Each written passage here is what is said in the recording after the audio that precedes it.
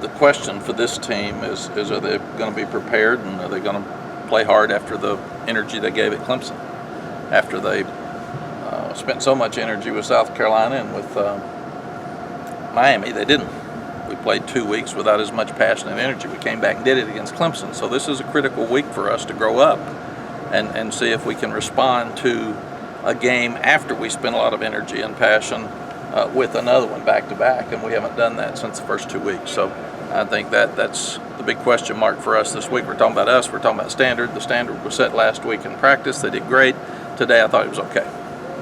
Is adding to that the fact that you've had 5 straight weeks of these close games, haven't had a bye week yet, you've got some depth issues, all those things kind of snowballing? I think so, but again, all our excuses, it is what it is, and we don't have any choice. So we got to get to bye week, but to do that, we've got to win Saturday against Georgia Tech, or we lose a whole lot of who we are.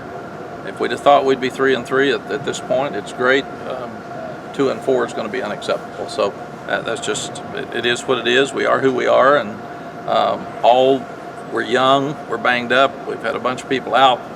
We've had 5 straight games that came down the last drive, none of which matters on Saturday. You got to play Saturday, and Georgia Tech will be motivated.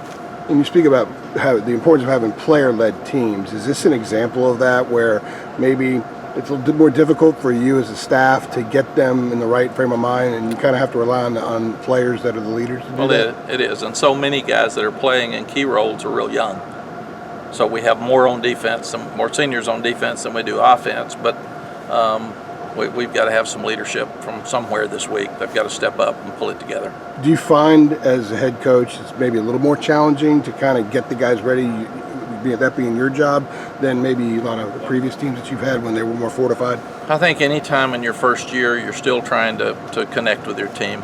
You're still trying to figure out who they are. You're trying to figure out what to say to them and what picks them up. And this team's been beaten down a lot, so you got to be careful that you don't stay on them so hard because they've lost so many games. And then they have these big wins, or they play well and lose and spend a lot of energy, and then they just have trouble bouncing back. And the great teams play every week.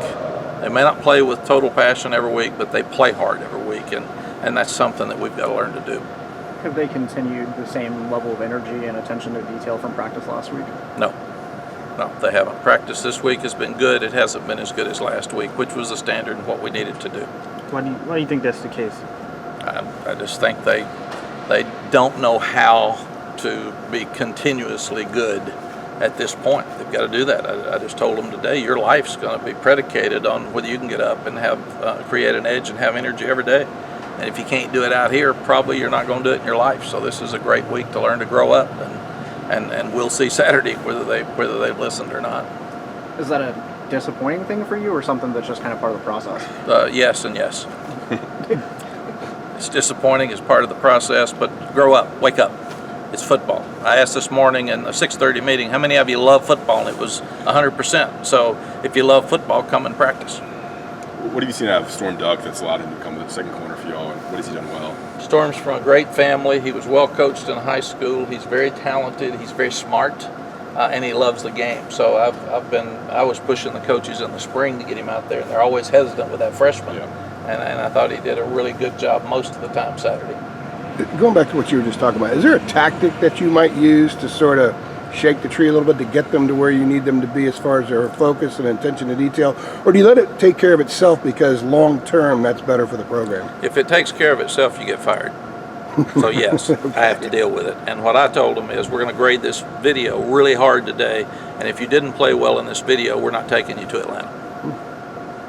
That's it. So I mean, you either are playing hard or you're not. You're either playing good or you're not. So if you're not, we don't need any hamburger eaters. Stay here. Well, on the flip side, that's for the future of the program as well, laying sort of that foundation. Absolutely. Right. So if we take 45 to Atlanta and all 45 are trying, I'm in. I don't care. What was the hamburger eater comment? What's that mean? I said either you came to eat hamburgers and steak before the game or you came to play. Okay. We don't need any hamburger eaters. We need players. That's a new one. The guys that really have energy and get excited about the game usually can't eat pregame meal. The ones that are along for the ride look around and see whose steak's left, so they go eat some more steak. Mack, schematically, what does Jay do that's maybe different than what most defensive coordinators are doing? The most impressive thing to me with Jay is he brings people from all over the place and confuses the blocking schemes and the quarterbacks. And he still can play zone behind it. And he'll play some man, but a lot of times he'll still get the same amount of pressure from different people. So he may bring a linebacker, drop an end. And you still got a 4 or 5 man rush most of the time, but he's bringing it with different people, so you can't get a beat on what he's doing. There's been a lot of talk about the heat the last month and guys getting hydrated and staying hydrated during games. Just kind of curious, you're out there for 4 hours. Do you do anything different on game day to kind of get yourself hydrated and stay hydrated during the game? Yeah, they give me a bunch of Propel, so that's what I drink. That's my go-to drink. So, and you have to. You don't think about it, but you stand out there for a long time, and you got a lot of energy, and there's stress during the game, and definitely it's dangerous for all of our coaches. Some of the coaches have gotten cramps. Amazingly, I think that Brian Hess has done such a tremendous job that we haven't had cramps on our team. And usually the people we're playing against have. So as thin as we are and as many plays as guys are having to play, consistent plays, just continuously through the game, I think Brian's done an amazing job of getting them ready.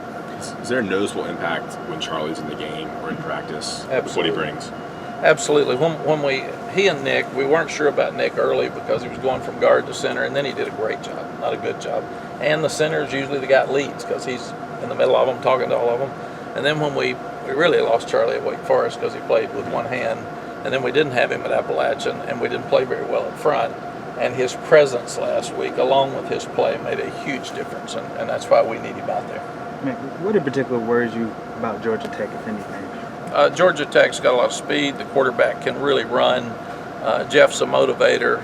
They're going to look at the record of us coming to Atlanta and have hope because we haven't played good in Atlanta since the flood. It's been a long time, and we've been inconsistent down there. He's going to tell them that look what's happened after they've spent a lot of energy. They don't play hard.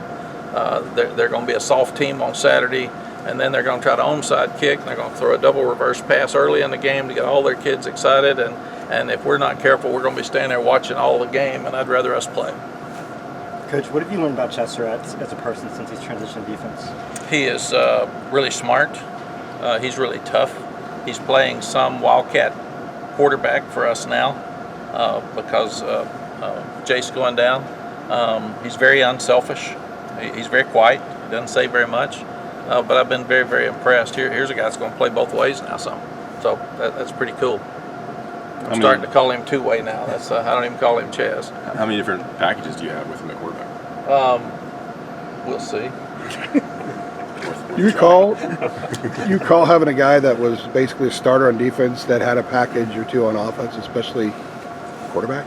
No, not quarterback. I think we had Nathan Vasher was a great defensive back. We played some at wide receiver in special packages at Texas, but it doesn't happen very often. Just because of the time constraints in practice.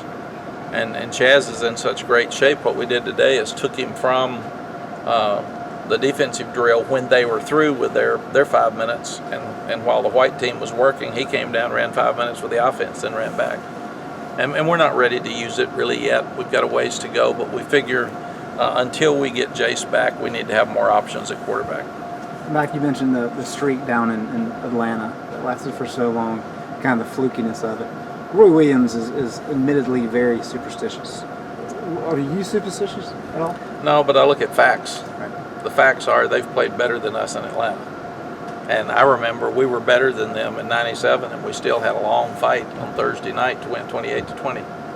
So, I expect this one to come down to the last drive like all the rest of ours.